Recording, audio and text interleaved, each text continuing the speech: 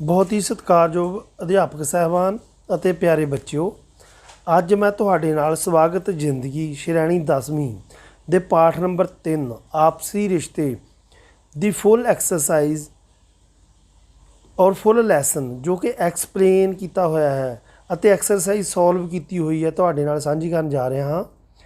ਇਸ ਨੂੰ ਸਮਝਣ ਲਈ ਇਸ ਵੀਡੀਓ ਨੂੰ ਅਖੀਰ ਤੱਕ ਦੇਖਣਾ। हाँ जी बेटे, सब तो पहला टॉपिक आपसी रिश्ते का बजुर्गों की संभाल। तेरा इहो ही सुरग होना, पूज बजुर्गों नूं कदे तू भी बजुर्ग होना। सुरजीत पात्र जी दी लिखियां हुई रचनावां आ। बजुर्गों नाल समा बिताउणा, उन्हां दी सेवा संभाल करनी ही बजुर्गों की असल पूजा है। आओ पढ़ते हाँ एक नाटक जो इस विषय ते सानू भावपूर्त जानकारी देवेगा। हाँ जी प्यारे बच्चों, इस विच एक तुहाडे नाल नाटक जो तुसी क्लास विच खेड सकदे हो बच्चों नाल रल के। इस विच मुख तौर ते पात्र लए गए हैं। एक माता है, दादी है बच्चे दी, बच्चा जो है उसका नाम रितंबर है, अते करण जो है उसका पिता है, अते सिमरन जो उसकी माता है। अते इन्हां चारां पात्रां दा जो है इहदे विच दिखाया गया है कि बजुर्गों का अगर आप सत्कार नहीं करते जिंदगी दे विच तो एक दिन असी भी बजुर्ग होना है तो वो साडा सत्कार भी नहीं होवेगा। इस विच सानूं सिक्ख्या देण दी इस पात्रां दी जगह जिहड़ा कोशिश की गई है। आपां देखते हाँ। सब तो पहला जो है, हाँ जी, इस विच पाठ की जिहड़ी शुरुआत आ दादी पोते की वार्तालाप तो शुरू हुंदी है, जिस नाल दोहां दा एक दूजे प्रति प्यार दर्शाया गया है। फिर कहानी विच नूंह जिहड़ी उसदी बच्चे की माता है भाव कि सिमरन की एंट्री हुंदी है अते पुत्तर नूं अपने सस तो दूर रखण की कोशिश करती है। फिर पुत्तर जो करणवीर सामने आउंदा है अते उसकी पत्नी सिमरन उसनूं कहती है कि करणवीर की माँ रितंबर नूं भड़का रही है अते गलत शिक्षा दे रही है। तो सिमरन अपने पति करणवीर नूं ते दबाव बनाउंदी है कि वो अपने माता पिता नूं छड्डे जां फिर मैनूं छड्डे। अते अखीर विच की हुंदा है कि दादी जो है अपने पोते नाल बहुत प्यार करती है।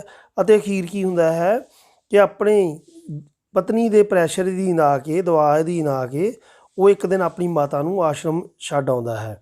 अते करणवीर एक पासे अपनी माँ नूं विरध आश्रम विच छड्ड आउंदा है ते दूजे पासे सिमरन फोन उत्ते भाव कि उसकी पत्नी अपनी माता बारे बहुत सोच रही है कि माता तुसी अपनी दवाई का ध्यान रखना अते अपनी सस का किस तरह का व्यवहार करती है, अपनी माता बारे वो किस तरह देखती है तो उसनूं ध्यान रखने लई कहती है। अते अपने भरा नूं भी कहती है कि मेरी माँ का वध तो वध ख्याल रखे, नहीं तो अपने मैं सहुरिਆਂ ਦੇ घर उसनूं लैके आवांगी, पति के घर लै आवांगी अते उसकी सेवा उस तो करवावांगी।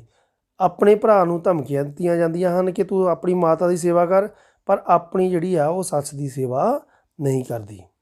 इस तरह बिरध आश्रम में रहिंदिਆਂ होया माता नूं लगभग 6 महीने हो जाते हैं अते 6 महीने बाद एक दृश्य सामने आता है जिस विच बिरध आश्रम तो माता का उन्हां दी दा फोन आता है कि करणवीर नूं आंदा है कि वो उसनूं मिल के जावे। अते जदों करणवीर अते उसकी पत्नी ये समझ के कि माता शायद ज़्यादा बीमार हो गई होगी, इस दुनिया तो चली जाएगी, तो उसनूं एक लोक इलाज के नाते उसनूं मिलन जाते हैं। अते जदों उसकी माँ उसनूं कहती है कि इस आश्रम लई 2 पखे अते फ्रिज दान कर देवे, तो उसके कहण दे उत्ते जो उसका बेटा है करण मन जाता है कि मैं ये पखे दान कर देवांगा, फ्रिज भी दे देवांगा। अते इसकी की लोड़ है माता नूं पुछदा है, तो माता कहती है कि एक दिन हो सकता है कि तैनूं भी इत्थे बिरध आश्रम दे विच आउणा पवे। इन्ने नूं उस जो बिरध आश्रम का मैनेजर है वो आउंदा है अते करण नूं कहंदा है कि तुसीं करण दी बराड़ हो। वो कहंदा तुसीं मैनूं जाणदे हो, तो वो दसदा है कि तू एक अनाथ बच्चा सी अते इस आश्रम विच रहिंदा सी अते तेरे जिहड़े पिता आ इसनूं इस आश्रम विचों तैनूं लैके गए अते तेरी माता पिता ने इन्नी सेवा की पर तू उन्हां नूं अज नहीं देखिया, नहीं तो तू भीख मंगदा होना सी। इस करके उन्हां नूं दोनां नूं ती पति पत्नी नूं बहुत ज़्यादा जो है वो दुख हुंदा है अते वो अपनी जिहड़ी कीती हुई गलती ते पछतावा करदे हन अते अपनी माता नूं अपने घर लैके चले जांदे हन। ਹਾਂਜੀ, ਰਿਸ਼ਤਿਆਂ ਦੀਆਂ ਸਮਾਜਿਕ ਸੀਮਾਵਾਂ। ਨੈਕਸਟ ਟੌਪਿਕ ਹੈ ਜਿਹੜਾ ਰਿਸ਼ਤਿਆਂ ਦੀਆਂ ਸਮਾਜਿਕ ਸੀਮਾਵਾਂ। ਪਿਆਰੇ ਵਿਦਿਆਰਥੀਓ, ਕੁਝ ਮਾਪਦੰਡ ਜਾਂ ਅਸੂਲ ਸਾਡੇ ਸਮਾਜ ਨੇ ਰਿਸ਼ਤਿਆਂ ਬਾਰੇ ਹੱਦ ਬੰਨੇ ਦੇ ਰੂਪ ਵਿੱਚ ਬਣਾਏ ਹਨ ਕਿ ਕਿਹੜੇ ਰਿਸ਼ਤੇ ਨੂੰ ਕਿਹੜੇ ਪੱਧਰ ਤੱਕ ਕਿੰਨੀਆਂ ਕੁ ਸੀਮਾਵਾਂ ਵਿੱਚ ਰਹਿੰਦੇ ਨਿਭਾਉਣਾ ਹੈ। ਉਹਨਾਂ ਸੀਮਾਵਾਂ ਤੋਂ ਬਾਹਰ ਨਹੀਂ ਜਾਣਾ। ਇਹ ਸਾਡਾ ਪਰਿਵਾਰ, ਆਂਢੀ ਗੁਆਂਢੀ, ਸਕੂਲ ਕਾਲਜ ਦੇ ਅਧਿਆਪਕ, ਵਿਦਿਆਰਥੀ ਸਾਥੀ ਅਤੇ ਸੰਸਾਰ ਦਾ ਕਰੀਬ ਹਰ ਬੰਦਾ ਸਾਨੂੰ ਕਦਮ ਕਦਮ 'ਤੇ ਅਹਿਸਾਸ ਕਰਾ ਦਿੰਦਾ ਹੈ। ਸਾਨੂੰ ਸਮਾਜ ਵੱਲੋਂ ਲਾਈਆਂ ਕੁਝ ਰੋਕਾਂ ਮਨਾਹੀਆਂ ਨੂੰ ਵੀ ਪਰਖ ਪਛਾਣ ਲੈਣਾ ਚਾਹੀਦਾ ਹੈ। ਕਿਤੇ ਇਹ ਨਾ ਹੋਵੇ ਕਿ ਅਸੀਂ ਆਪਣੀਆਂ ਇੱਛਾਵਾਂ ਅਤੇ ਆਜ਼ਾਦੀ ਦੇ ਭੁਲੇਖੇ ਜਾਂ ਇੱਕ ਰਿਸ਼ਤੇ ਵੱਲ ਉਲਰ ਕੇ ਹੋਰ ਕਿਸੇ ਰਿਸ਼ਤੇ ਦਾ ਕਦਰ ਕਰ ਬੈਠੀਏ। ਸੋ ਸਭ ਰਿਸ਼ਤਿਆਂ ਦੀ ਮਰਿਆਦਾ ਸਮਝ ਕੇ ਜੀਵਨ ਬਿਤਾਈਏ। ਜਿਵੇਂ ਕੁਝ ਰਿਸ਼ਤੇ ਘਰ ਦੇ ਹਨ ਜੋ ਘਰ 'ਚ ਰਹਿ ਕੇ ਮਾਣੇ ਜਾਂਦੇ ਹਨ, ਕੁਝ ਰਿਸ਼ਤੇ ਘਰੋਂ ਬਾਹਰ ਦੇ ਹੁੰਦੇ ਹਨ, ਉਹਨਾਂ ਨੂੰ ਘਰ ਵਿੱਚ ਲਿਆਉਣਾ ਬਹੁਤਾ ਸਹੀ ਨਹੀਂ ਹੁੰਦਾ। ਦੂਰ ਅਤੇ ਨੇੜੇ ਦੇ ਰਿਸ਼ਤੇ ਅਸਲ ਵਿੱਚ ਸਾਡੀ ਸ਼ਿੱਦਤ, ਪਿਆਰ ਅਤੇ ਸੰਵੇਦਨਸ਼ੀਲਤਾ 'ਤੇ ਨਿਰਭਰ ਕਰਦੇ ਹਨ। ਕਈ ਵਾਰ ਕਿਸੇ ਅਜਨਬੀ ਨਾਲ ਵੀ ਖੂਨ ਦੇ ਰਿਸ਼ਤੇ ਨਾਲੋਂ ਵੱਧ ਨੇੜਤਾ ਹੋ ਜਾਂਦੀ ਹੈ। ਕਈ ਵਾਰ ਸਕੇ ਰਿਸ਼ਤੇਦਾਰਾਂ ਤੋਂ ਵੀ ਖਤਰਾ ਪੈਦਾ ਹੋ ਸਕਦਾ ਹੈ। ਰਿਸ਼ਤੇ ਨਿਭਾਉਣਾ ਤਾਂ ਇਸ ਖੇਡ ਖੇਡਣ ਤੋਂ ਸਮਝਿਆ ਜਾ ਸਕਦਾ ਜਿਵੇਂ ਤੁਸੀਂ ਛੋਟੇ ਹੁੰਦੇ A ਤੋਂ Z ਤੱਕ ਅੱਖਰਾਂ ਨੂੰ ਛੂਹਣ ਦੀ ਖੇਡ ਖੇਡਦੇ ਸੀ। ਕੋਈ ਤੁਹਾਨੂੰ ਆਪਣੀ ਮਰਜ਼ੀ ਨਾਲ ਅੱਖਰਾਂ ਨੂੰ ਪੈਨ ਨਾਲ ਛੂਹਣ ਲਈ ਕਹਿੰਦਾ ਸੀ, ਪਰ ਆਪਣੀ ਕੋਈ ਲਕੀਰ ਨਹੀਂ ਕੱਟਣੀ ਸੀ। ਇਸ ਤਰ੍ਹਾਂ ਹੀ ਰਿਸ਼ਤਿਆਂ ਦੀ ਸੀਮਾ ਹੱਦ ਵਿੱਚ ਰਹਿ ਕੇ ਜ਼ਿੰਦਗੀ ਗੁਜ਼ਾਰਨੀ ਹੈ ਅਤੇ ਗੁਜ਼ਾਰਨੀ ਚਾਹੀਦੀ ਹੈ। ਹਾਂਜੀ ਬੱਚਿਓ, ਨੈਕਸਟ ਟੌਪਿਕ ਹੈ ਵਿਦਾ ਹੋਣਾ ਵੀ ਇੱਕ ਅਦਾ ਹੈ, ਰਿਸ਼ਤਾ ਛੱਡਣ ਦਾ ਸਲੀਕਾ। ਇਸ ਨਾਲ ਸੰਬੰਧਿਤ ਅਕਸਰ ਜਿਹੜੇ ਕੁਐਸਚਨ ਆਨਸਰ ਆ ਜਾਂਦੇ ਆ ਪੇਪਰ ਦੇ ਵਿੱਚ, ਐਗਜ਼ਾਮ ਦੇ ਵਿੱਚ। ਜੀਵਨ ਵਿੱਚ ਇਨਸਾਨ ਅਨੇਕ ਰਿਸ਼ਤੇ ਬਣਾਉਂਦਾ ਹੈ। ਕੁਝ ਰਿਸ਼ਤੇ ਪੂਰੀ ਉਮਰ ਨਿਭ ਜਾਂਦੇ ਹਨ ਅਤੇ ਕੁਝ ਅੱਧ ਵਿਚਕਾਰ ਹੀ ਟੁੱਟ ਜਾਂਦੇ ਹਨ। ਅਕਸਰ ਰਿਸ਼ਤੇ ਟੁੱਟ ਤਾਂ ਜਾਂਦੇ ਹਨ ਪਰ ਖਤਮ ਨਹੀਂ ਹੁੰਦੇ। ਕਿਤੇ ਨਾ ਕਿਤੇ ਮਨ ਦੀ ਕਿਸੇ ਨੁੱਕਰ ਯਾਦ ਬਣ ਕੇ ਪਏ ਸੁਲਗਦੇ ਰਹਿੰਦੇ ਹਨ। ਦੂਰ ਜਾਣ ਕਰਕੇ, ਗੁੱਸੇ ਗਿਲੇ ਵਧਣ ਕਰਕੇ, ਨਵੇਂ ਸਿਰੇ ਤੋਂ ਜੀਵਨ ਲੜੀ ਸ਼ੁਰੂ ਕਰਨ ਦੇ ਚੱਕਰ ਵਿੱਚ ਜਾਂ ਪਰਿਵਾਰ ਸਮਾਜ ਕਿਸੇ ਵੱਲੋਂ ਰੋਕਣ 'ਤੇ ਕਈ ਵਾਰ ਸਾਨੂੰ ਕੋਈ ਰਿਸ਼ਤਾ ਛੱਡਣਾ ਪੈਂਦਾ ਹੈ। ਕਈ ਵਾਰ ਸਾਨੂੰ ਇਹ ਅਹਿਸਾਸ ਹੋ ਜਾਂਦਾ ਹੈ ਕਿ ਸਾਹਮਣੇ ਵਾਲੇ ਨਾਲ ਸਾਡੀ ਨਿਭ ਨਹੀਂ ਸਕਦੀ ਜਾਂ ਉਹ ਸਾਥ ਦੇਣ ਦੇ ਕਾਬਲ ਨਹੀਂ। ਇਸ ਲਈ ਵੀ ਅਸੀਂ ਉਸ ਤੋਂ ਦੂਰ ਹੋ ਜਾਂਦੇ ਹਾਂ। ਕਈ ਰਿਸ਼ਤੇ ਛੱਡਣ ਤੋਂ ਬਾਅਦ ਅਸੀਂ ਮੁੜ ਕੇ ਉਹਨਾਂ ਨੂੰ ਸਾਰੀ ਉਮਰ ਕਦੇ ਨਹੀਂ ਮਿਲਦੇ, ਪਰੰਤੂ ਕਿਸੇ ਤੋਂ ਵਿਛੜਨਾ ਵੀ ਸਲੀਕੇਦਾਰ ਹੋਣਾ ਚਾਹੀਦਾ ਹੈ। ਹਾਂਜੀ, ਨੈਕਸਟ ਟੌਪਿਕ ਰਵੱਈਆ ਅਤੇ ਵਿਹਾਰ। ਬੱਚਿਓ, ਚੰਗਾ ਰਵੱਈਆ ਅਤੇ ਵਿਹਾਰ ਸਾਡੀ ਸ਼ਖਸੀਅਤ ਨੂੰ ਚਾਰ ਚੰਨ ਲਗਾ ਦਿੰਦੇ ਹਨ। ਕਿਸੇ ਨਾਲ ਅਸੀਂ ਕਿਹੋ ਜਿਹਾ ਵਰਤਾਓ ਕਰਦੇ ਹਾਂ, ਕਿਸੇ ਸਥਿਤੀ ਵਿੱਚ ਅਸੀਂ ਕੀ ਪ੍ਰਤੀਕਿਰਿਆ ਕਰਦੇ ਹਾਂ, ਇਹ ਸਭ ਸਾਡੇ ਵਿਹਾਰ ਅਤੇ ਵਿਅਕਤੀਗਤ ਦੀ ਪਹਿਚਾਣ ਹੈ। ਇਸ ਲਈ ਸਹੀ ਰਵੱਈਏ ਸਿੱਖਦੇ ਅਤੇ ਅਪਣਾਉਂਦੇ ਰਹਿਣਾ ਚਾਹੀਦਾ ਹੈ। ਉਦਾਹਰਨ ਵਜੋਂ ਕਿਸੇ ਨਾਲ ਲੜਨਾ, ਸ਼ੱਕ ਕਰਨਾ ਨਾ ਪੱਖੀ ਰਵੱਈਏ ਹਨ, ਜਿਨ੍ਹਾਂ ਦੀ ਬਜਾਏ ਖੁਸ਼ ਰਹਿਣਾ, ਆਸ਼ਾਵਾਦੀ ਰਹਿਣਾ, ਮਿਹਨਤ ਕਰਨੀ, ਮਿੱਠਾ ਬੋਲਣਾ ਆਦਿ ਚੰਗੇ ਵਿਹਾਰ ਦੇ ਲੱਛਣ ਹਨ। ਹਾਂਜੀ, ਅਭਿਆਸ ਦਾ ਪਹਿਲਾ ਪ੍ਰਸ਼ਨ, ਤੁਸੀਂ ਇਹ ਨਾਟਕ ਵੇਖ ਕੇ ਕੀ ਮਹਿਸੂਸ ਕੀਤਾ? ਉੱਤਰ, ਅਸੀਂ ਨਾਟਕ ਵੇਖ ਕੇ ਇਹ ਮਹਿਸੂਸ ਕੀਤਾ ਕਿ ਸਾਨੂੰ ਆਪਣੇ ਬਜ਼ੁਰਗਾਂ ਨਾਲ ਗਲਤ ਵਿਵਹਾਰ ਨਹੀਂ ਕਰਨਾ ਚਾਹੀਦਾ, ਬਲਕਿ ਉਹਨਾਂ ਨਾਲ ਚੰਗਾ ਵਿਵਹਾਰ ਕਰਨਾ ਚਾਹੀਦਾ ਹੈ। ਜਦੋਂ ਅਸੀਂ ਬੱਚੇ ਸੀ, ਉਹਨਾਂ ਨੇ ਸਾਨੂੰ ਬੜੇ ਪਿਆਰ ਨਾਲ ਪਾਲਿਆ ਅਤੇ ਜਦੋਂ ਉਹ ਉਮਰ ਦੇ ਇਸ ਪੜਾਅ ਉੱਤੇ ਪਹੁੰਚ ਚੁੱਕੇ ਹਨ ਕਿ ਉਹ ਕੁਝ ਨਹੀਂ ਕਰ ਸਕਦੇ, ਤਾਂ ਸਾਨੂੰ ਉਹਨਾਂ ਤੋਂ ਮੂੰਹ ਨਹੀਂ ਫੇਰਨਾ ਚਾਹੀਦਾ, ਬਲਕਿ ਉਹਨਾਂ ਦੀ ਉਸੇ ਪ੍ਰੇਮ ਪਿਆਰ ਨਾਲ ਸੇਵਾ ਕਰਨੀ ਚਾਹੀਦੀ ਹੈ। ਇਸ ਨਾਲ ਸਾਨੂੰ ਉਹਨਾਂ ਦੀ ਅਸੀਸ ਪ੍ਰਾਪਤ ਹੁੰਦੀ ਹੈ ਅਤੇ ਸਾਡੇ ਬੱਚਿਆਂ ਨੂੰ ਵੀ ਪ੍ਰੇਰਨਾ ਮਿਲਦੀ ਹੈ ਕਿ ਬਜ਼ੁਰਗਾਂ ਨਾਲ ਕਿਸ ਤਰ੍ਹਾਂ ਵਿਵਹਾਰ ਕਰਨਾ ਹੈ। ਪ੍ਰਸ਼ਨ ਨੰਬਰ 2, ਤੁਸੀਂ ਬਜ਼ੁਰਗਾਂ ਦੀ ਦੇਖਭਾਲ ਕਿਵੇਂ ਕਰਦੇ ਹੋ? ਉੱਤਰ, ਅਸੀਂ ਆਪਣੇ ਬਜ਼ੁਰਗਾਂ ਨਾਲ ਗਲਤ ਵਿਵਹਾਰ ਨਹੀਂ ਕਰਦੇ, ਬਲਕਿ ਪਿਆਰ ਨਾਲ ਗੱਲ ਕਰਦੇ ਹਾਂ। ਇਸ ਨਾਲ ਉਹ ਚਾਹੇ ਕਿੰਨੇ ਵੀ ਮੁਸ਼ਕਿਲ ਵਿੱਚ ਹੋਣ, ਖੁਸ਼ ਹੋ ਜਾਂਦੇ ਹਨ। ਨੰਬਰ 2, ਅਸੀਂ ਉਹਨਾਂ ਨੂੰ ਪਿਆਰ ਨਾਲ ਖਾਣਾ ਦਿੰਦੇ ਹਾਂ ਤਾਂ ਕਿ ਉਹ ਆਪਣੇ ਆਪ ਨੂੰ ਅੱਡ ਮਹਿਸੂਸ ਨਾ ਕਰਨ।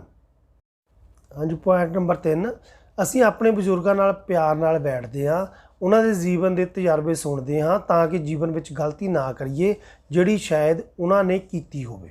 ਨੰਬਰ 4, ਕਦੀ ਕਦੀ ਅਸੀਂ ਉਹਨਾਂ ਦੇ ਨਾਲ ਬੈਠ ਕੇ ਗੱਲਬਾਤ ਕਰਦੇ ਹਾਂ ਤਾਂ ਕਿ ਉਹ ਆਪਣੇ ਆਪ ਨੂੰ ਇਕੱਲਾ ਮਹਿਸੂਸ ਨਾ ਕਰਨ। ਪ੍ਰਸ਼ਨ ਨੰਬਰ 3, ਨਾਟਕ ਦਾ ਕਿਹੜਾ ਪਾਤਰ ਤੁਹਾਨੂੰ ਸਭ ਤੋਂ ਵੱਧ ਸਹਿਣਸ਼ੀਲ ਜਾਪਦਾ ਹੈ? ਉੱਤਰ, ਇਸ ਨਾਟਕ ਵਿੱਚ ਸਾਨੂੰ ਸਭ ਤੋਂ ਸਹਿਣਸ਼ੀਲ ਪਾਤਰ ਦਾਦੀ ਦਾ ਪੋਤਾ ਰਤੰਬਰ ਜਾਪਦਾ ਹੈ। ਇਸ ਦਾ ਕਾਰਨ ਇਹ ਹੈ ਕਿ ਉਸ ਦਾ ਆਪਣੀ ਦਾਦੀ ਨਾਲ ਬਹੁਤ ਪਿਆਰ ਹੈ ਅਤੇ ਚਾਹ ਕੇ ਵੀ ਉਹ ਆਪਣੀ ਦਾਦੀ ਲਈ ਕੁਝ ਨਹੀਂ ਕਰ ਪਾ ਰਿਹਾ। ਉਹ ਵੇਖੀ ਜਾਂਦਾ ਹੈ ਕਿ ਕਿਵੇਂ ਉਸ ਦੀ ਮਾਂ ਸਿਮਰਨ ਅਤੇ ਪਿਤਾ ਕਰਨਵੀਰ ਉਸ ਦੀ ਦਾਦੀ ਨਾਲ ਦੁਰਵਿਵਹਾਰ ਕਰਦੇ ਹਨ। ਇਸ ਲਈ ਕਈ ਵਾਰੀ ਵਿਰੋਧ ਕਰਨ ਦੀ ਕੋਸ਼ਿਸ਼ ਵੀ ਕਰਦਾ ਹੈ ਪਰ ਕੁਝ ਨਹੀਂ ਕਰ ਸਕਦਾ। ਉਸ ਦੀ ਦਾਦੀ ਨੂੰ ਬਿਰਧ ਆਸ਼ਰਮ ਵਿੱਚ ਛੱਡ ਦਿੱਤਾ ਜਾਂਦਾ ਹੈ ਪਰ ਉਹ ਕੁਝ ਵੀ ਨਹੀਂ ਕਰ ਪਾਉਂਦਾ। ਉਸ ਕੋਲ ਹੋਰ ਕੋਈ ਚਾਰਾ ਨਹੀਂ ਹੈ ਸਹਿਣਸ਼ੀਲਤਾ ਵਿਖਾਉਣ ਤੋਂ ਇਲਾਵਾ। ਹਾਂਜੀ, ਵੈਰੀ ਇੰਪੋਰਟੈਂਟ ਵਨ ਕੁਐਸਚਨ। ਨਾਟਕ ਦੇ ਪਾਤਰ ਬਾਰੇ ਆਪਣੀ ਰਾਏ ਦਿਓ। ਪਾਤਰ ਕਿਹੜੇ ਦੀ ਗੱਲ ਕੀਤੀ? ਦਾਦੀ, ਰਿਤੰਬਰ, ਸਿਮਰਨ ਤੇ ਕਰਨਵੀਰ, ਚਾਰੇ ਪਾਤਰ ਜਿਹੜੇ ਨਾਟਕ ਦੇ। ਉੱਤਰ ਦਾਦੀ ਇਸ ਨਾਟਕ ਦੀ ਸਭ ਤੋਂ ਵਧੀਆ ਪਾਤਰ ਦਾਦੀ ਵਿਖਾਈ ਗਈ ਹੈ ਕਿਉਂਕਿ ਉਸ ਨੂੰ ਪਤਾ ਹੁੰਦਾ ਹੈ ਕਿ ਕਰਨਵੀਰ ਉਸ ਦਾ ਅਸਲੀ ਪੁੱਤਰ ਨਹੀਂ ਬਲਕਿ ਗੋਦ ਲਿਆ ਪੁੱਤਰ ਹੈ, ਪਰ ਫਿਰ ਵੀ ਉਹ ਉਸ ਨੂੰ ਕੁਝ ਨਹੀਂ ਕਹਿੰਦੀ ਬਲਕਿ ਉਹ ਆਪ ਕਰਨਵੀਰ ਨੂੰ ਕਹਿੰਦੀ ਹੈ ਕਿ ਉਸ ਨੂੰ ਬਿਰਧ ਆਸ਼ਰਮ ਛੱਡ ਆਵੇ। ਇਸ ਨਾਲ ਘਰ ਵਿੱਚ ਚੱਲਦੀ ਰੋਜ਼ ਦੀ ਲੜਾਈ ਬੰਦ ਹੋ ਜਾਵੇਗੀ। ਉਹ ਬਿਰਧ ਆਸ਼ਰਮ ਵਿੱਚ ਗਰਮੀ ਵਿੱਚ ਰਹਿੰਦੀ ਹੈ ਪਰ ਆਪਣੇ ਪੁੱਤਰ ਨੂੰ ਬੁਲਾ ਕੇ ਕਹਿੰਦੀ ਹੈ ਕਿ ਉਹ ਆਸ਼ਰਮ ਵਿੱਚ 2 ਪੱਖੇ ਲਵਾ ਦੇਵੇ ਤਾਂ ਕਿ ਉਹਨਾਂ ਨੂੰ ਹੋਰਾਂ ਨੂੰ ਸੁੱਖ ਮਿਲ ਸਕੇ। ਇਸ ਤਰ੍ਹਾਂ ਉਹ ਹਰ ਦੁੱਖ ਨੂੰ ਕਿਸਮਤ ਦਾ ਭਾਣਾ ਮੰਨ ਕੇ ਸਹਿ ਲੈਂਦੀ ਹੈ। ਨੰਬਰ 2, ਰਿਤੰਬਰ। ਇਸ ਨਾਟਕ ਦਾ ਸਭ ਤੋਂ ਸਹਿਣਸ਼ੀਲ ਪਾਤਰ ਦਾਦੀ ਦਾ ਪੋਤਾ ਰਿਤੰਬਰ ਵਿਖਾਇਆ ਗਿਆ ਹੈ ਕਿਉਂਕਿ ਉਹ ਆਪਣੀ ਦਾਦੀ ਨੂੰ ਸਭ ਤੋਂ ਵੱਧ ਪਿਆਰ ਕਰਦਾ ਹੈ ਪਰ ਉਹ ਚਾਹ ਕੇ ਵੀ ਆਪਣੀ ਦਾਦੀ ਦੀ ਮਦਦ ਨਹੀਂ ਕਰ ਪਾਉਂਦਾ। ਉਹ ਆਪਣੇ ਮਾਂ-ਬਾਪ ਨਾਲ ਵੀ ਆਪਣੀ ਦਾਦੀ ਲਈ ਲੜਦਾ ਹੈ ਪਰ ਫਿਰ ਵੀ ਉਸ ਦੇ ਮਾਂ-ਬਾਪ ਉਸ ਦੀ ਗੱਲ ਨਹੀਂ ਸੁਣਦੇ। ਇਸ ਕਰਕੇ ਉਹ ਕਾਫੀ ਸਹਿਣਸ਼ੀਲ ਪਾਤਰ ਲੱਗਦਾ ਹੈ। ਨੰਬਰ 3, ਸਿਮਰਨ। ਇਸ ਨਾਟਕ ਵਿੱਚ ਨੂੰਹ ਦਾ ਰੋਲ ਅਦਾ ਕਰ ਰਹੀ ਹੈ ਜਿਸ ਦਾ ਦੋਹਰਾ ਚਰਿੱਤਰ ਦਿਖਾਇਆ ਗਿਆ ਹੈ। ਇੱਕ ਪਾਸੇ ਤਾਂ ਉਸ ਨੂੰ ਇੱਕ ਅਜਿਹੇ ਚਰਿੱਤਰ ਦੇ ਰੂਪ ਵਿੱਚ ਵਿਖਾਇਆ ਗਿਆ ਹੈ ਜਿਹੜਾ ਉਹ ਆਪਣੀ ਸੱਸ ਉੱਤੇ ਅਤਿਆਚਾਰ ਕਰਦੀ ਹੈ ਅਤੇ ਆਪਣੇ ਪਤੀ ਨੂੰ ਕਹਿੰਦੀ ਹੈ ਕਿ ਉਹ ਆਪਣੀ ਮਾਂ ਨੂੰ ਬਿਰਧ ਆਸ਼ਰਮ ਛੱਡ ਆਵੇ ਨਹੀਂ ਤਾਂ ਉਹ ਆਪਣੇ ਪੇਕੇ ਚਲੀ ਜਾਵੇ। ਦੂਜੇ ਪਾਸੇ ਉਹ ਆਪਣੇ ਭਰਾ ਨੂੰ ਧਮਕੀ ਦਿੰਦੀ ਹੈ ਕਿ ਜੇਕਰ ਉਸਨੇ ਮਾਂ ਦਾ ਖਿਆਲ ਨਾ ਰੱਖਿਆ ਤਾਂ ਉਹ ਮਾਂ ਨੂੰ ਆਪਣੇ ਕੋਲ ਰੱਖ ਲਵੇਗੀ। ਇਸ ਤਰ੍ਹਾਂ ਉਹ ਇੱਕ ਨਿਰਦਈ ਨੂੰਹ ਅਤੇ ਪਿਆਰ ਭਰੀ ਧੀ ਦੇ ਰੂਪ ਵਿੱਚ ਵਿਖਾਈ ਗਈ ਹੈ। ਹਾਂਜੀ, ਨੈਕਸਟ ਪਾਤਰ ਜੋ ਹੈ ਚੌਥਾ ਕਰਨਵੀਰ ਹੈ। ਕਰਨਵੀਰ ਇਸ ਨਾਟਕ ਦਾ ਇੱਕ ਅਜਿਹਾ ਪਾਤਰ ਹੈ ਜਿਹੜਾ ਆਪਣੀ ਪਤਨੀ ਦੇ ਕਹਿਣ ਉੱਤੇ ਆਪਣੀ ਮਾਂ ਨੂੰ ਬਿਰਧ ਆਸ਼ਰਮ ਛੱਡ ਆਉਂਦਾ ਹੈ। ਉਹ ਆਪਣੇ ਬੱਚੇ ਦੀ ਵੀ ਨਹੀਂ ਸੁਣਦਾ ਅਤੇ ਉਸ ਵਿੱਚ ਆਪਣੀ ਮਾਂ ਪ੍ਰਤੀ ਕੋਈ ਪਿਆਰ ਨਹੀਂ ਵਿਖਾਇਆ ਗਿਆ ਹੈ। ਅੰਤ ਵਿੱਚ ਜਦੋਂ ਉਸ ਨੂੰ ਪਤਾ ਚੱਲਦਾ ਹੈ ਕਿ ਉਸ ਦੇ ਪਿਤਾ ਨੇ ਉਸ ਨੂੰ ਉਸੇ ਆਸ਼ਰਮ ਵਿੱਚੋਂ ਗੋਦ ਲਿਆ ਸੀ ਜਿੱਥੇ ਉਸਨੇ ਆਪਣੀ ਮਾਂ ਨੂੰ ਛੱਡਿਆ ਹੋਇਆ ਹੈ ਤਾਂ ਉਸ ਨੂੰ ਪਛਤਾਵਾ ਹੁੰਦਾ ਹੈ ਅਤੇ ਉਹ ਆਪਣੀ ਮਾਂ ਨੂੰ ਘਰ ਲੈ ਆਉਂਦਾ ਹੈ। ਅਭਿਆਸ ਦਾ 2, ਸਥਿਤੀ 1। ਤੁਸੀਂ ਸੜਕ 'ਤੇ ਜਾ ਰਹੇ ਹੋ, ਤੁਹਾਡੇ ਸਾਹਮਣੇ ਇੱਕ ਮੁੰਡਾ ਨੇ ਕੇਲਾ ਖਾ ਕੇ ਸੜਕ 'ਤੇ ਸੁੱਟ ਦਿੱਤਾ। ਤੁਸੀਂ ਕੀ ਕਰੋਗੇ? ਜੋ ਸਹੀ ਵਤੀਰਾ ਹੋਵੇਗਾ ਉਸ ਲੜਕੇ ਨੂੰ ਉਸ ਦੀ ਗਲਤੀ ਬਾਰੇ ਸਮਝਾਵੋਗੇ। ਸਥਿਤੀ 2, ਤੁਹਾਡੇ ਸਾਥੀਆਂ ਨੇ ਤੁਹਾਡੇ ਜਨਮ ਦਿਨ 'ਤੇ ਤੁਹਾਨੂੰ ਚਾਕਾਂ ਦਾ ਖਾਲੀ ਡੱਬਾ ਦਿੱਤਾ ਹੈ, ਤੁਸੀਂ ਕੀ ਪ੍ਰਤੀਕਿਰਿਆ ਕਰੋਗੇ? ਹਾਂਜੀ ਬੇਟੇ, ਇਸ ਦਾ ਉੱਤਰ ਹੈ ਉਹਨਾਂ ਵੱਲ ਵੇਖ ਕੇ ਹੱਸ ਮੁਸਕਰਾ ਛੱਡੋਗੇ। ਸੋ ਪਿਆਰੇ ਬੱਚਿਓ, ਇਹ ਤੁਹਾਡੇ ਨਾਲ ਜੋ ਮੈਂ ਰਿਸ਼ਤੇ ਵਾਲਾ ਪਾਠ ਨੰਬਰ 3 ਸਾਂਝਾ ਕੀਤਾ ਹੈ, ਇਸ ਦੇ ਕੁਐਸਚਨ ਆਨਸਰ ਸਮਝਾਏ ਹਨ। ਇਸੇ ਤਰ੍ਹਾਂ ਹੀ ਲੈਸਨ ਨੰਬਰ 4 ਔਰ ਜੋ ਨੈਕਸਟ ਲੈਸਨ ਹਨ ਉਹ ਵੀ ਤੁਹਾਡੇ ਨਾਲ ਮੈਂ ਜਲਦੀ ਸਾਂਝੇ ਕਰਾਂਗਾ। ਇਸ ਕਰਕੇ ਮੇਰੇ ਇਸ ਚੈਨਲ ਨੂੰ ਜਿਹੜੇ ਬੱਚਿਆਂ ਨੇ ਸਬਸਕ੍ਰਾਈਬ ਨਹੀਂ ਕੀਤਾ ਜਾਂ ਬੈਲ ਆਈਕਨ ਦਾ ਬਟਨ ਨਹੀਂ ਦਬਾਇਆ ਤਾਂ ਕਿ ਤੁਹਾਨੂੰ ਨੋਟੀਫਿਕੇਸ਼ਨ ਆ ਸਕੇ, ਉਹ ਬੈਲ ਆਈਕਨ ਦਾ ਬਟਨ ਜ਼ਰੂਰ ਦਬਾਓ ਅਤੇ ਆਪਣੇ ਹੋਰ ਸਾਥੀਆਂ ਨਾਲ ਵੱਧ ਤੋਂ ਵੱਧ ਆਪਣੇ ਦੋਸਤਾਂ ਨਾਲ ਇਸ ਨੂੰ ਸਾਂਝਾ ਕਰੋ ਤਾਂ ਕਿ ਉਹਨਾਂ ਦਾ ਵੀ ਕੋਈ ਫਾਇਦਾ ਹੋ ਸਕੇ। Thank you, all the best.